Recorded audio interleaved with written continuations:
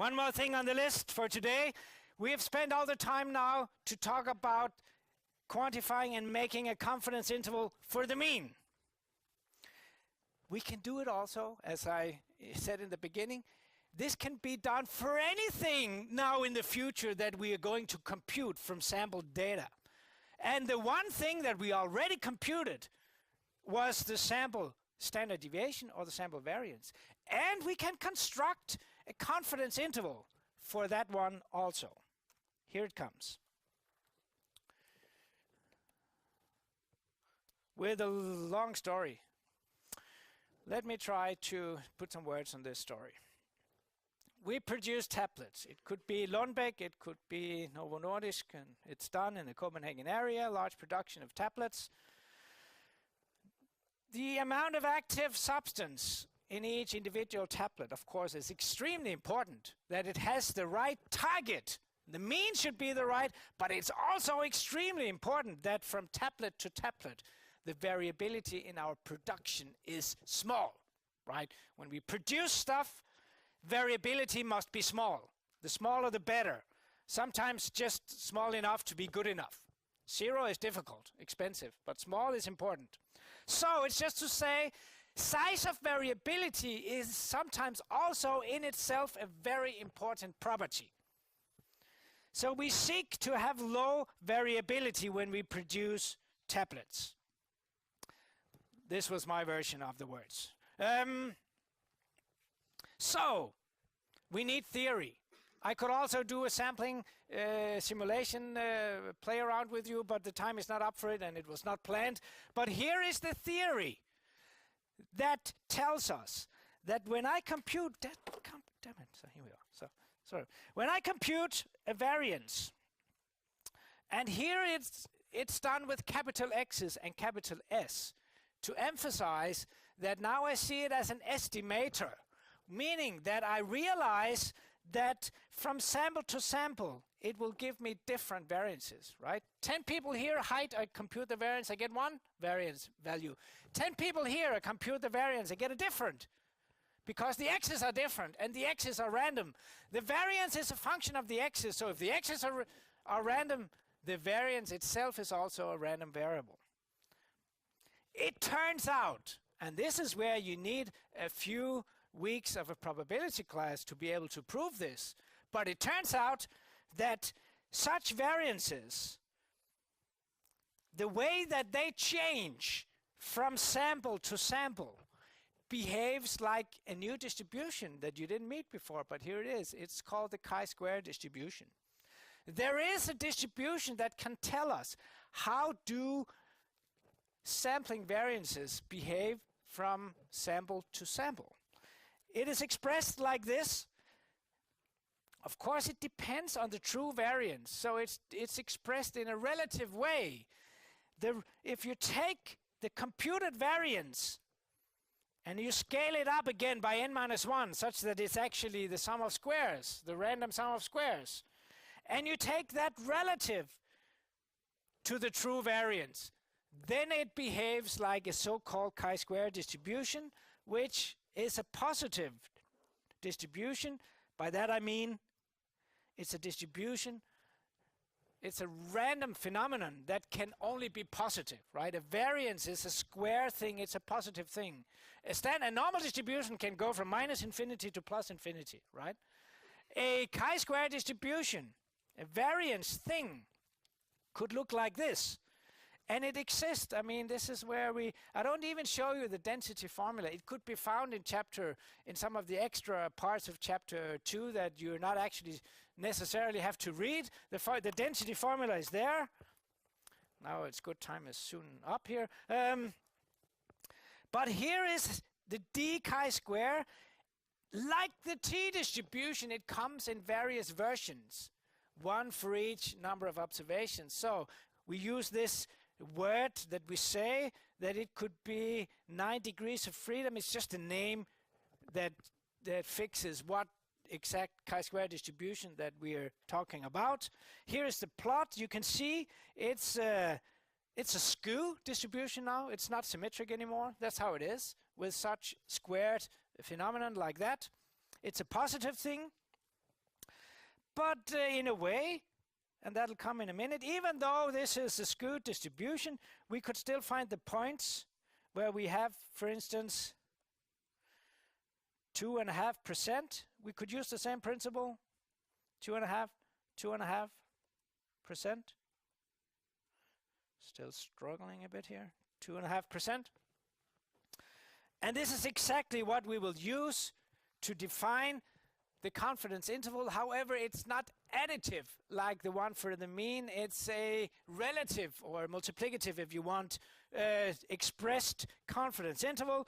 Here is a method box again that gives you the second method of the day, the confidence interval for the sample variance. Look at it. It's a formula. You can plug in numbers here. The n we know. The sample variance we can compute from the data, and then you divide by the quantiles of the chi-square distribution, right? The 97.5 quantile here and the 2.5% quantile here if it's a 95% interval. Exactly those quantiles that I was pointing at here.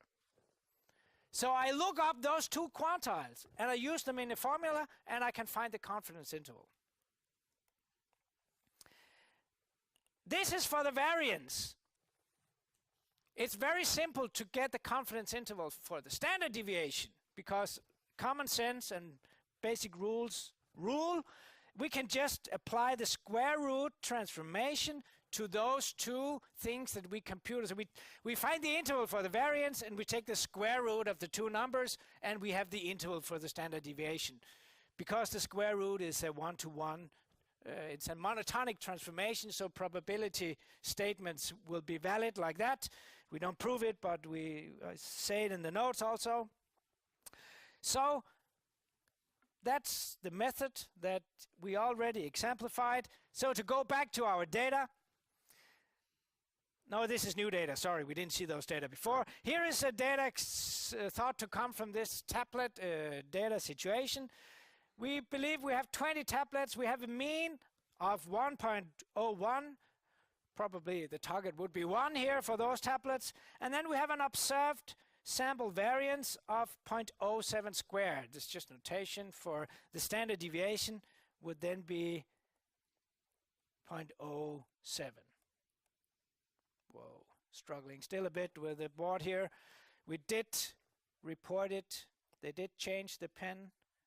We reported back that we are not happy and they're looking into it. We read up, we find those two quantiles of the relevant chi-square distribution. That is easily done for, similarly as we've seen previously, we have the quantile function for the chi-square distribution in R just like the rest of them. So now I hope you see how easy it is to start working with all sorts of distributions like this. It's just any distribution. We just have to believe that the theory is okay, right? I don't prove the theory to you in this course. It's not part of the syllabus. Take another course to get the proofs. If you want to prove sketches, just an idea of it, if you're interested, see my extra math videos podcast. It's not syllabus. You're not going to be tested. It's just if you like. It's a stats class, so we don't necessarily use the time to prove things here. We use the numbers 8.9, 32.852, and we can get the confidence interval. Look at this. Divide by the two quantiles. The variance, which I think a couple of zeros disappeared here, right? At least 1 0, 0.07, yes. So we had a typo there. The numbers look as if they used the right numbers in the computation, as far as I can see. So the standard deviation of this production of tablets, we believe, is somewhere between 0.053 and 0.102. It's pretty difficult to be precise on the standard deviation, even with 20 observations, which of course is pretty small, but sometimes observations could be expensive. But if it's really important and you are going to make a report for FDA or whoever is auditing your production site, you will probably need, and I know sometimes you need to go much higher than n equal 20 to get a more exact specification of your production variability than only having n equal 20. It's not an impressive precision here for a standard deviation. That was using the confidence interval procedure and thinking on the variance and the standard deviations. So that finishes basically off. This is a recap of the first slide. We were taught today to compute the confidence interval for the mean, and we were taught to hopefully understand why and how. Similarly, we could do it for the sigma. We learned two new distributions to do it. We learned the t and the chi-square. Those are so-called sampling distributions. Theoretically, they come as consequences of normal assumptions. Actually, normal assumptions lead to the t and the chi-square. However, we also saw the central limit theorem that told us that if n is large enough, these methods, at least we claim that this method could be valid for other distributions also. We actually don't claim this one. It could be valid, but it needs more n, so we don't say that.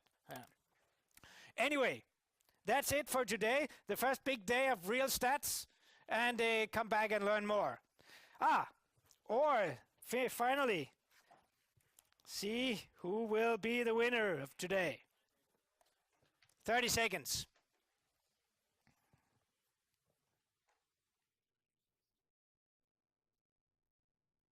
Easy question at the end.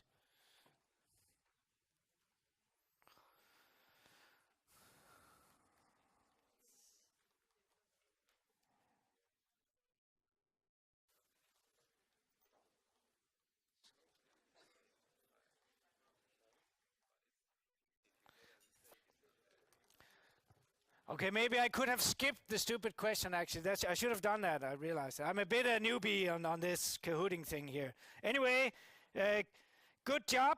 And to the red ones of you, you're right. I told you that the normal could actually be used, although we don't give you the formula. So finally, that's good enough. Who is the winner? Baguette is the winner. Do Baguette wants to have an applause? There you are, Baguette. Good job. And enjoy yourselves out there and see you next week. I'll be back now.